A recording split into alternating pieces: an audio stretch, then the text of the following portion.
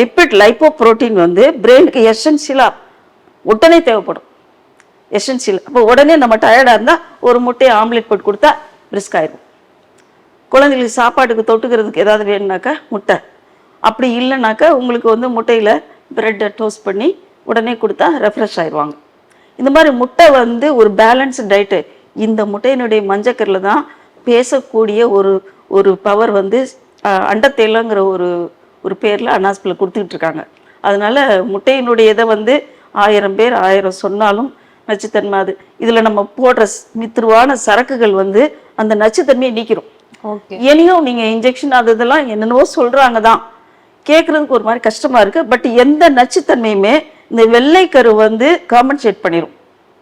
வெள்ளைக்கருவில் வந்து super phosphorus இருக்குது, எலும்பு சத்து இருக்குது. அதே மாதிரி மெக்னீஷியம் இருக்குது.